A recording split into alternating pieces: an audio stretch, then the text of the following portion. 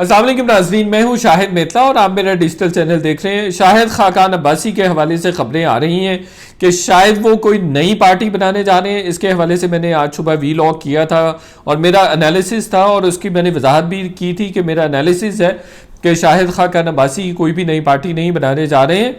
और फिर मैंने ये भी कहा था कि मज़ीद इस पर मैं काम करके आपके सामने कुछ मज़ीद भी तफसीलात रखूँगा। उस पर बहरहाल मैंने खासा काम किया और मैं बताता हूँ कि मुस्लिम लीग नून के साथ शाहिद खाकान अब्बासी नाराज़ हैं और इसकी वजूहात क्या हैं, क्यों नाराज़ हैं और क्या वो वाक़अतन पार्टी छोड़ रहे हैं, इस्तीफ़ा देने की भी बातचीत चल रही है। मिफ्ता इस्माइल क्या कह रहे हैं उस पर भी हम बात करेंगे, मेरी उनसे बात हुई है। और फिर जो नई एक पार्टी या नया एक धड़ा बनने जा रहा है इसमें कितनी हकीकत है, मेरी उसके मुतल्लिकीन से या जिन अफराद का नाम लिया जा रहा है कि वो उस पार्टी का या उस धड़े का हिस्सा होंगे, उनमें से बेशतर के साथ मेरी बातचीत हुई है। तो वो भी आपके सामने मैं रखता हूँ। खबर है, एक्सक्लूसिव है ये तमाम की तमाम इंफॉर्मेशन। सबसे पहले जी, री इमेजिनिंग पाकिस्तान के नाम से एक फोरम पाकिस्तान में लॉन्च हो गया हुआ है, जिसका 21 जनवरी को बलूचिस्तान में एक सेमिनार हो रहा है, जिसमें कहा जा रहा है कि एजेंडा क्या होगा। एजेंडे के हवाले से मेरी बेशतर लोगों के साथ बातचीत हुई और फिर क्या कि कमिंग डेज में ये किसी पार्टी में कन्वर्ट हो सकती है, इस पर भी बात हुई। बड़ी इंटरेस्टिंग डिटेल्स हैं जो आपके साथ शेयर करने जा रहा हूँ।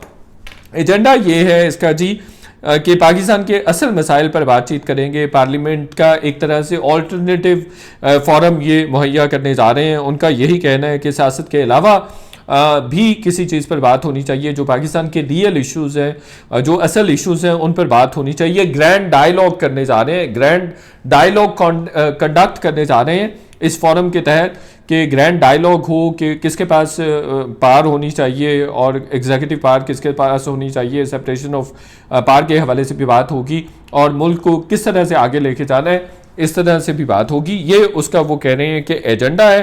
स्कोप इसका ये है कि वो कह रहे हैं कि पार्लियामेंट का ऑल्टरनेटिव और मुतबादिल फोरम है, पार्टियों से हटकर एक प्लेटफॉर्म है और नौजवानों को भी उसमें हिस्सा दिया जाएगा। पार्टियों में आमतौर पर जो वोकल लोग होते हैं उनको इतनी ज़्यादा जगह नहीं मिलती है, तो वो कह रहे हैं कि हम उनको भी जगह देंगे। और जो बहुत सारी इश्यूज़ पर पार्टीज़ में बात नहीं होती है, जैसे मारूसी सियासत है या अदरवाइज़ है, तो उस पर भी बात करने का हम मौका देंगे। इंटरेस्टिंग बात जो है वो आगे वाली है कि इसमें कितने लोग शामिल हैं।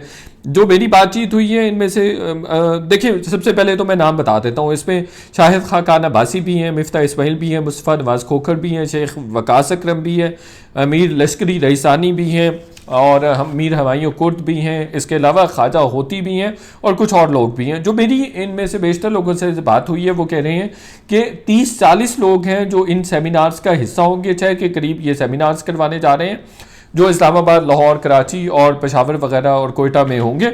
और कोई 30 से 40 लोग वो कह रहे हैं कि अभी हैं हमारे साथ और वो तमाम के तमाम इलेक्टेबल्स हैं और बड़ी प्रोफाइल के लोग हैं। दूसरा उनका ये कहना है कि 100 के करीब लोग हमारे साथ इन कॉन्टैक्ट भी हैं, जिसमें टेक्नोक्रेट्स भी हैं, रवायती सियासतदान भी हैं। और मैंने फिर जहांगीर तरीन के हवाले से भी पूछा, उन्होंने कहा नहीं, उनसे कोई कांटेक्ट नहीं है। चौधरी सरवर के हवाले से भी बात की, उन्होंने कहा कोई कांटेक्ट नहीं है। फिर मैंने ये भी सवाल पूछा कि पार्टी में कन्वर्ट हो सकता है, नहीं हो सकता, इसका मैं आखिर में जवाब देता हूँ। फिर उनका कहना ये है कि मैंडेट हमारा वही है, असल मसाइल प्लस हम इंसानी हकूक़ के नुमाइंदगान को भी इसमें देंगे, जगह देंगे कि वो भी बात कर सकें। फिर जो मुख्तलिफ जमातों को भी हमने मदऊ किया है कि वो भी इस फोरम का हिस्सा बने और फिर हमने सिविल सोसाइटी के अफराद को भी कहा है कि वो भी इसका हिस्सा बने। अच्छा, एक नाम मैं भूल गया, असद शाह जो डॉक्टर नफीसा शाह के भाई हैं और वो पीपल्स पार्टी में, उनका सारा का सारा ख़ानदान। और इंटरेस्टिंग बात ये है कि जी जब मैंने उनसे फंडिंग का पूछा तो उन्होंने कहा जी सारे साहिब सरवत लोग हैं और कोई भी बंदा अफोर्ड कर सकता है ये तमाम फॉरम्स वगैरह और सेमिनार्स वगैरह कंडक्ट करवाना। फिर मैंने इस्टेब्लिशमेंट का पूछा कि इस्टेब्लिशमेंट आपको लॉन्च कर रही है, तो उनका कहना था कि बिल्कुल नहीं, हरगिज़ नहीं। बेशतर हम में ऐसे हैं जो एंटी इस्टेब्लिशमेंट है और कुछ ऐसे भी हैं जो प्रो इस्टेब्लिशमेंट है, लेकिन उन्होंने कहा कि कुछ ने, एक दो ने तो हल्फन कह दिया कि ऐसा कुछ नहीं है, मतलब उन्होंने कसम खा ली कि मतलब साहब ऐसी कोई बात नहीं है कि हमारे पीछे इस्टेब्लिशमेंट हो, लेकिन उन्होंने कहा किसी ना किसी आदमी को तो आवाज़ उठानी थी, किसी ना किसी आदमी को तो आगे बढ़ना था, लीड लेनी थी। भल ये मेरी बात हुई है। अच्छा, इंटरेस्टिंग, सबसे इंटरेस्टिंग बात यह है कि ये तमाम के तमाम नाम ऐसे हैं जो अपनी अपनी पार्टी से या निकाले जा चुके हैं या नाराज़ हैं, शदीद नाराज़ हैं। जैसे इंटरेस्टिंग कि असद शाह साहब जो कि कायम अली शाह साहब के बेटे हैं, आजकल वो नाराज़ हैं, उनका घराना पीपल्स पार्टी के साथ नाराज़ है। डॉक्टर नफीस शाह साहब नाराज़ हैं, हालांकि इलेक्टेड भी हैं, लेकिन उनके पास किसी किस्म का पोर्टफोलियो नहीं है। ठीक हो गया जी। अच्छा, ये तो सिलसिला अब यहाँ तक है। नई सियासी जमात के हवाले से मैंने पूछा, उन्होंने कहा हरगिज़ अभी तक इस सिलसिले में कोई बात नहीं हुई है, लेकिन हम आगे जाके इस पर भी सोच सकते हैं, इस पर बात कर सकते हैं। मेरा ज़ाती एनालिसिस यही था कि, और मैंने वो शेयर भी किया कि कोई धड़ा, कोई पार्टी और या बड़ी पार्टियों से हट के कोई भी धड़ा कामयाब नहीं होता। तो 2-3 एग्जांपल्स उन्होंने दी। उन्होंने कहा कि काफ़ी एक छोटा धड़ा होके भी हर तरह की सियासत में इन्वॉल्व भी रहा है और सियासत में पार में शेयर भी लेता रहा है। दूसरा, उन्होंने कहा कि बहुत सारी चीज़ें पाकिस्तान में पिछले 1-2 साल में पहली दफ़ा हुई हैं, तो ये समझिए कि ये चीज़ भी पहली दफ़ा होने जा रही है।